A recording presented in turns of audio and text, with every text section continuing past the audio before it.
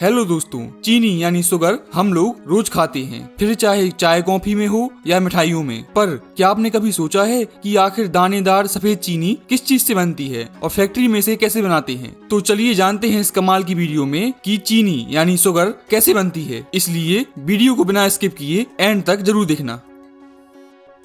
दोस्तों, चीनी बनने की शुरुआत होती है गन्नों की फसल के शुगर फैक्ट्री में पहुंचने से, क्योंकि चीनी मुख्य रूप से शुगर केन यानी गन्नों से बनती है। इसलिए ट्रक या ट्रॉली में लोड करके गन्ने फैक्ट्री में पहुंचते हैं, जहां पर उन्हें क्रेन मशीन की सहायता से अनलोड किया जाता है यानी उतारा जाता है और इसे श्रेडर मशीन में भेजते हैं। यह मशीन कुछ ही समय में गन्नों को कट करके बारीक फाइबर में बदल देता है, लेकिन यह उसका जूस नहीं निकालता है।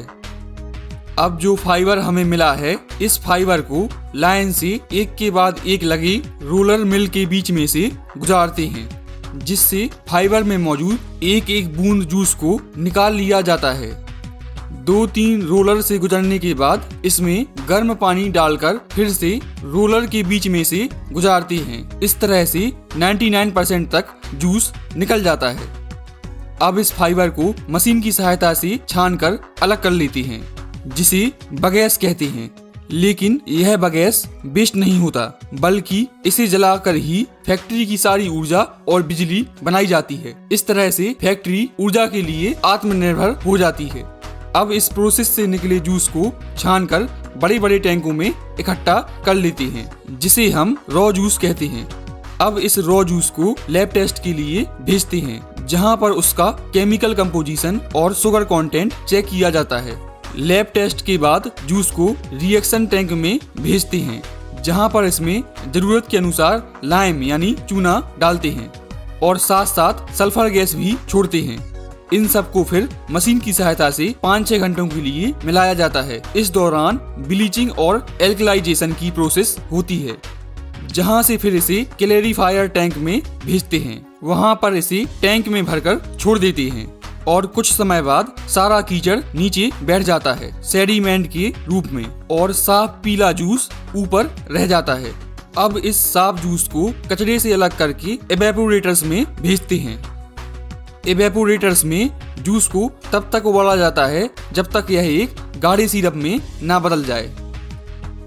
अब इस सिरप को प्रोसेसिंग टैंक में भेजते हैं, जहां पर इसे पहले गर्म करते हैं। फिर इसमें पहले से बनी चीनी के कुछ दाने डालकर ठंडा करते हैं, जिससे ठंडा होने पर बाकी सिरप भी शुगर क्रिस्टल यानी दानों के रूप में जमने लगता है। इस दौरान सैंपल लेकर इसका टेस्ट भी करते हैं, यह चेक करने के लिए कि क्रिस्टल कैसे जम रहे हैं। जब यह सिरप ठंडा हो जाता है, तब इसमें 2 तरह की चीजें होती हैं, शक्कर यानी शुगर के क्रिस्टल और मोलेसिस। मोलेसिस एक गुड़ की तरह दिखने वाला लिक्विड होता है, लेकिन यह गुड़ नहीं होता। अब इस सिरप को सीरीज में लाइन से लगी सेंट्रीफ्यूजिस मशीन में डालते हैं। यह मशीन 1 मिनट में 1000 से 2000 बार घूमती है। इस मशीन में एक बारीक छन्नी लगी होती है, जिससे शुगर के क्रिस्टल बाहर नहीं निकल सकते, लेकिन मोलेसिस बाहर निकल जाता है। पर इस मोलेसिस में भी कुछ शुगर के क्रिस्टल रह जाते हैं, इसलिए इस मोलेसिस को भी 2-3 बार सेंट्रीफ्यूजिस मशीन से गुजारते हैं, जिससे ज्यादातर शुगर के क्रिस्टल निकल जाएं। अब इन शुगर क्रिस्टल को इकट्ठा करके कन्वेयर की सहायता से ड्रायर में भेजते हैं, जहां पर इसे हल्के गर्म वातावरण में सुखाया जाता है। अब हमें हल्के भूरे रंग की यानी ब्राउन कलर की शुगर यानी चीनी मिल जाती है, जिसे रॉ शुगर कहते हैं। लेकिन अभी यह उस तरह की सफेद नहीं होती। जिस सफेद चीनी का इस्तेमाल हम लोग करते हैं उसे रिफाइंड शुगर कहते हैं।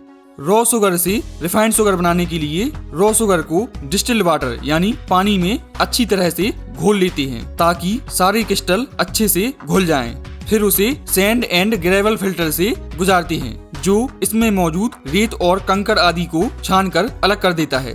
वहां से फिर इसे डीकलराइजेशन टैंक में भेजते हैं, जहां पर चीनी को सफेद करने की प्रोसेस होती है।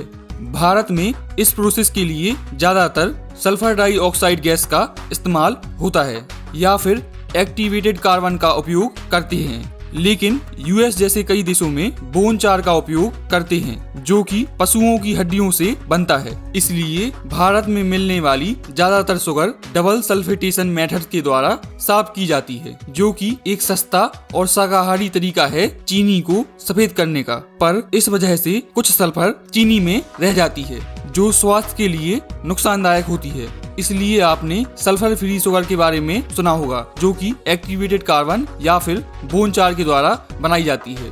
तो चलिए आते हैं अपने मेथड पे। डीकलराइजेशन टैंक में छने हुए घोल यानी सॉल्यूशन को भरकर कुछ समय के लिए छोड़ देते हैं। इस दौरान टैंक में मौजूद सल्फर डाइऑक्साइड या फिर एक्टिवेटेड कार्बन सारे कलर को एब्जॉर्ब कर लेता है, यानी सोख लेता है और एक क्लियर सफेद लिक्विड बन जाता है, जिसे फिर वैक्यूम एवेपोरेटर में भेजते हैं, जो इसमें मौजूद पानी को गर्म करके निकाल देता है और एक गाढ़ा सिरप बन जाता है। इस सिरप में कुछ चीनी के दाने डालकर ठंडा करते हैं, जिससे ठंडा होने पर यह शुगर क्रिस्टल यानी दानों के रूप में जमने लगता है। अब एक बार दोबारा इसे सेंट्रीफ्यूजेस मशीन्स में डालते हैं, जिसमें बारीक छन्नी होती है, जिनसे चीनी यानी शुगर के क्रिस्टल नहीं निकल सकते, लेकिन पानी और मोलेसिस के बचे हुए पार्टिकल्स निकल जाते हैं, क्योंकि यह मशीन बहुत तेजी से घूमती है, जिस कारण सेंट्रीफ्यूगल फोर्स जनरेट होता है और सिर्फ व्हाइट शुगर क्रिस्टल यानी सफेद चीनी के दाने रह जाते हैं, जिसे फिर घूमते हुए रोटेटिंग ड्रायर मशीन में भेजते हैं, जो इसमें मौजूद नमी को अलग कर देता है और जो शुगर क्रिस्टल यानी दाने आपस में चिपके रहते हैं उन्हें भी अलग कर देता है। फिर इसे बड़ी बड़ी वाइब्रेट करती हुई छन्नियों के द्वारा छानकर इसे स्टोरेज टैंक में भेजते हैं, जहां पर हजारों टन शुगर को रखा जाता है, जहां से फिर इसे ऑटोमेटिक फिलिंग मशीन के द्वारा प्लास्टिक बैग्स यानी बोरे में भरते जाते हैं और इसके ऊपरी सिरे को सीकर पैक कर देते हैं, जहां से फिर इसे आगे ट्रांसपोर्ट किया जाता है। तो इस तरह से बनती है चीनी यानी शुगर। अगर आपका कोई डाउट हो तो नीचे कमेंट करके जरूर पूछें, और अगर वीडियो अच्छी लगी हो तो लाइक करें, चैनल को सब्सक्राइब करें और दोस्तों के साथ शेयर करना बिल्कुल ना भूलें। मिलते हैं किसी दूसरी वीडियो में, तब तक के लिए जय हिंद, जय भारत।